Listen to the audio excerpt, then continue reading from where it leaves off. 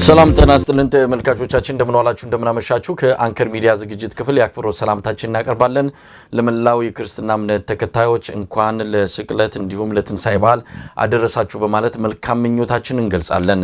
ከበዓል ጋር የተያዙ እንደዚሁም በወቅታዊ የኢትዮጵያ ጉዳዮች ላይ በማተኮር መረጃዎችን ወደ እናንተ የምናደርስበት እንዲሁም በአንዳንዶቹ ላይ ሰፋ አድርገን የምንወያይበትን የአንከር የመረጃ ክፍለ ጊዜ ነው ይዘን የቀረብነው ከሰብአዊ መብት ተሟጋች ያሬድ ኃይለ ማርያም ጋር በመሆን የበዓል ጊዜን ከእናንተ ጋር ለአጭር ሰዓታት አብረን እናሳልፋለን አብራችሁ እንድትሆኑ ግብዣችን ነው በድጋሚ መልካም በዓል መልካም ጊዜ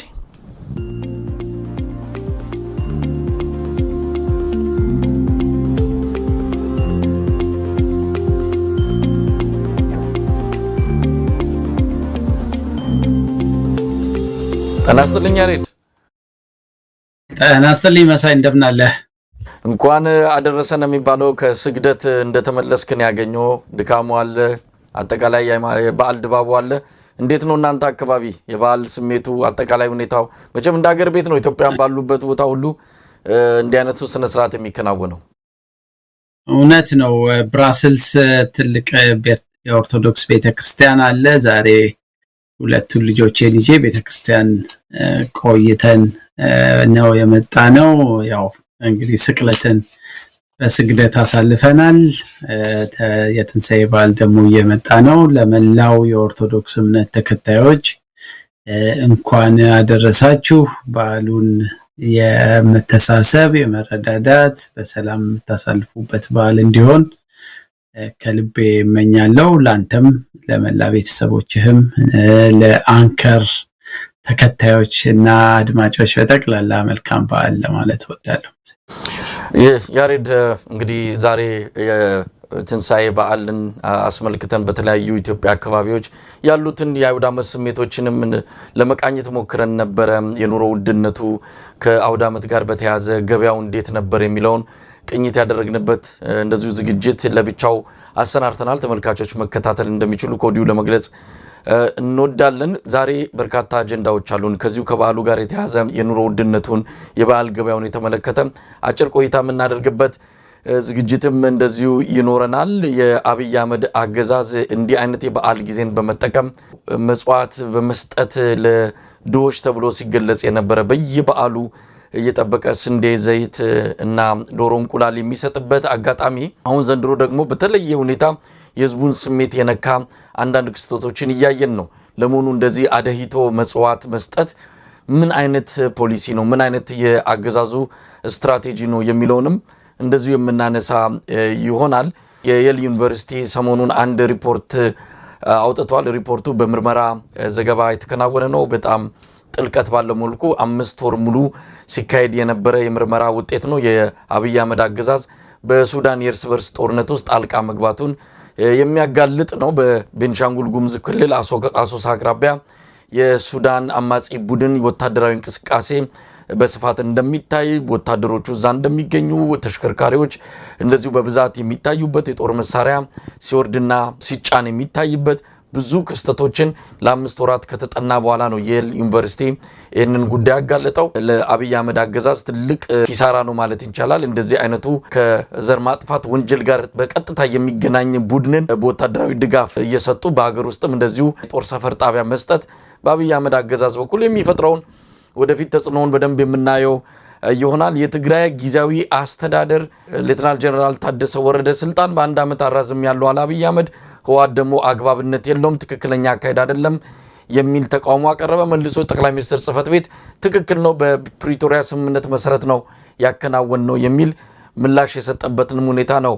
ያየነው ለማንኛውም ሌሎች መረጃዎችም አሉ የኢትዮጵያ ብር የመግዛት አቅም ከአፍሪካ የመጨረሻው ደረጃ መሆኑን የሚገልጽ ሪፖርትም ሰማን የዓለም ባንክ ያወጣው ሪፖርት እንደሚያመለክተው ኢትዮጵያ ከደቡብ ሱዳን ጭምር በታች ሆና ከአፍሪካ የመጨረሻው ደረጃ ይዛ ነው የምትገኘው የብር አቅም ተዳክሟል ጥንካሬው ሽባ መሆኑን የሚያሳይ ሪፖርት ነው የወጣውና እሱንም እንመለከታለን ሌሎች መረጃዎችም ካሉ እንደዚሁ እናነሳለን እንደው ከወቅቱ የአውደ ዓመት ጉዳይ ጋር እንነሳ የሸቀጦች ምርት ንሯል በተለይ ከአውደ ዓመቱ ጋር በተያያዘ የዶሮ የእንቁላል የበግ የፍየል የብዙ የአውደ ዓመት ጋር ተያይዞ ህዝቡ የሚሸምታቸው ነገሮች በከፍተኛ መጠን የጨመሩት በዋናነት ዶሮን ስንመለከት ትንሽ ዋጋ 3000 ብር እንደሆነ የሰማነው እንቁላል ከ100 ብር ጀምሮ ነው እየተሸጠ ያለው። ከፍተኛ የሆነ የኑሮ ውድነቱ በተለይ የነዳጅ ዋጋውን መጨመር ተከትሎ እየተስተዋለ ይገኛል። አውደ ዓመቱ በጣም የተቀዛቀዘ እውነት ለመናገር አውደ ዓመትም የማይመስልም የሚል አስተያየት ነው ከብዙ ሰዎች እየደረሰን የሚገኘው። ያሬድ እንዴት እየተከታተልከው ነው? እንደው አንተም በተለያየ መልኩ መረጃዎችን ትሰበስባለህ። በጣም የተቀዛቀዘ ተብሎ ሊገለጽ በሚችል መልኩ ነው ህዝቡ ይህንን አውደ ዓመት እያሳለፈ የሚገኘው። ቴንክ ዩ መሳይ። ይሄ አውደ ዓመት ያው ብዙ አደጋ ማለት መጥፎ አጋጣሚዎች አንድ ላይ የተገጣጠሙበት ወቅት ይመስለኛል። አንደኛ የዚህ የመካከለኛው ምስራቅ በኢራን በአሜሪካና በእስራኤል መካከል ያለው ጦርነት ያስከተለው የነዳጅ ውድነት እና እጦት የነዳጅ እጥረት ብዙ ነገሮችን ያመሰቃቀለ ይመስለኛል። ከዚህ በፊትም እንዳወራ ነው ኢትዮጵያ ውስጥ ያለው ከነዳጅ ጋር የተያያዘው ኮራፕሽን፣ ሁለተኛ ደግሞ እንደ ጤናማ ሀገሮች ለተወሰነ ጊዜ ዋጋ ጨምረህም ግን መግደርደሪያ የሚሆን ሪዘርቭ የሚደረግ የነዳጅ ክምችት በበቂ ሁኔታ ዝግጅት አለማድረግ። እንደውም ጠቅላይ ሚኒስትሩ አንድ ኢንተርቪው ላይ የመመጻደቅ ንግግር ሲናገር የኤሌክትሪክ መኪኖች እኮ እንዲገቡ ያዘዝነው ለዛ ነው አይነት ነገር ምላሽ የሚሰጥበት አንድ ኢንተርቪው እየገረመኝ ነበር። እዚህ ኤሌክትሪክ አቅርቦቱ ራሱ በበቂ ሁኔታ ያለ ይመስልና ጠቅላላ ከግሎባሊ የተፈጠረው ክራይሲስ እንዳለ ሆኖ ኢትዮጵያ ውስጥ ግን ላለፉት ጥቂት ዓመታት አውደ ዓመቶችን ተከትሎ ገበያው ከዜጎች የመሸመት አቅም በላይ ነበር። ያሁኑ ግን ብዙ ነገሮች በጦርነት የተጎዳ ኢኮኖሚ፣ በሙስና የተጎዳ ኢኮኖሚ፣ እንደገና አሁን ደግሞ ከነዳጅ እጥረትና መወደድ ጋር ተያይዞ ገበያው በአስከፊ ሁኔታ አፌክት እንደተደረገ ብዙ ሪፖርቶች ያው እየወጡ ነው። የእጥረትም ጭምር የገበያ ላይ እጥረት እንደውም አንዳንድ ሪፖርቶች አይተህ ከሆነ በቪዲዮ ጭምር የወጡ ከተለያዩ የሀገሪቷ ክፍል የእህል አቅርቦት ይዘው የሚመጡ መኪኖች ግማሾቹ ከቦታው መነሳት እንዳልቻሉ፣ እንደውም አንድ ሪፖርት ላይ ያየሁት 500-600 ኪሎ ሜትር ርቀት ላይ ካሉ ቦታዎች የቁሳቁስ እቃዎችን ለማምጣትም ይሁን ለመውሰድ እስከ 1.5 እና 1 ሚሊዮን በላይ የተጠየቀ መሆኑን እና በዛ ምክንያት ነጋዴዎች እቃዎችን ከመጫን እየተቆጠቡ እህሎችን ከመጫን እየተቆጠቡ መሆኑን የሚያሳይ ሪፖርት አይቻለሁ።